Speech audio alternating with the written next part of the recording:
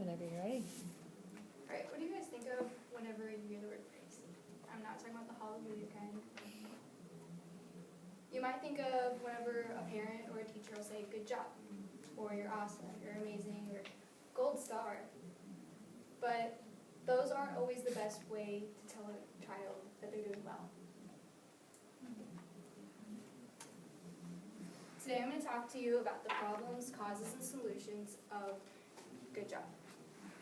Praise is to express a favorable judgment of or to commend, and this can create a fixed mindset whenever you use it the wrong way, which is the belief that the ability or talent are fixed traits.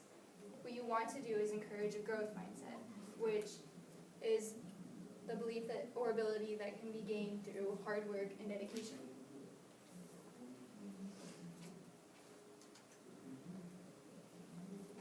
I've worked with lots of children over the course of about 5 years now.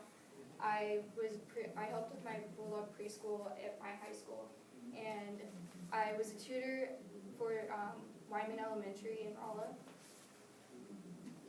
And all of you have probably said the words good job. I know I have before I've taken courses in psychology.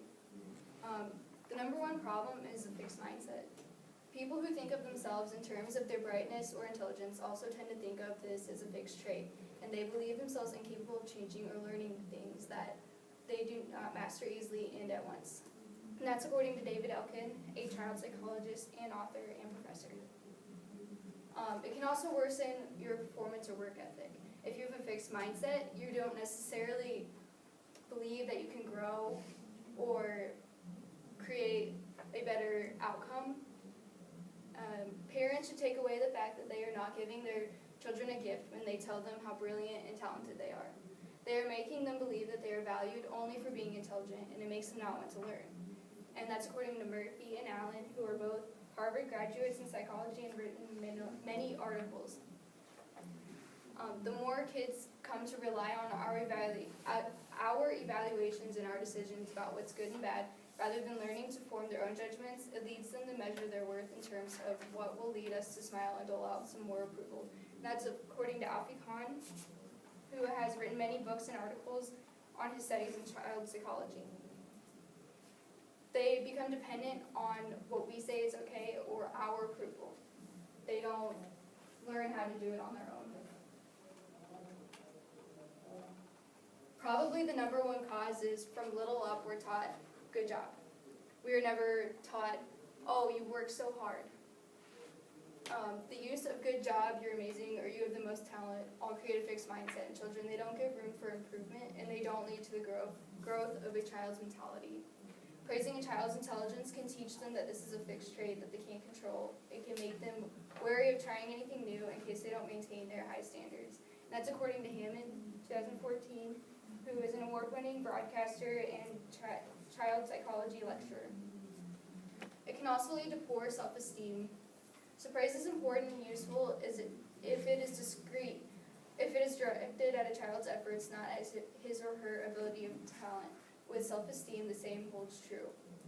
When a child is taught that they need a parent's approval after everything they do, then they do not feel well if after they don't get that approval, because not every time somebody's going to be there to hold your hand or tell you good job after you do an assignment or take a good test or whatever.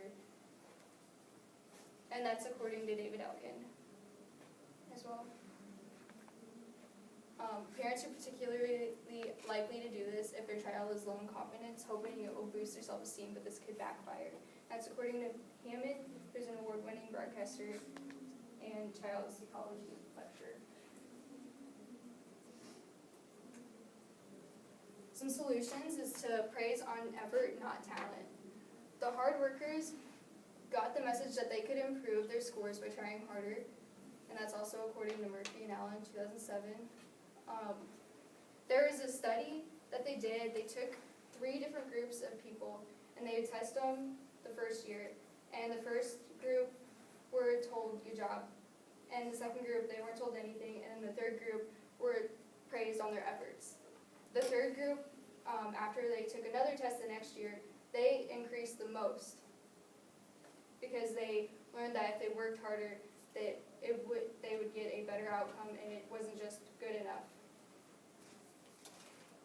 Instead, praise them for things that they can clearly change, like their level of effort or the strategies they use. That's according to Gwen Dewar, a graduate of Berkeley and widely liked and praised by researchers all over. Other than just praising on effort or talent, you want to use it sparingly. You don't want them to become too dependent on your praise. Mary Budrow, a researcher at the University of Florida, discovered that students who were praised lavishly by their teachers were more tentative in their responses, more apt to answer a questioning tone of voice. 7.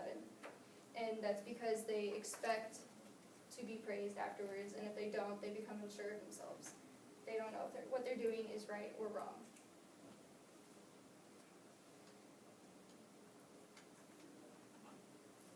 So today I talked about the problems, causes, and solutions of praise, and we can try and create a growth mindset in our children, or if we're teachers, we want to help them out because we want them to feel better about themselves.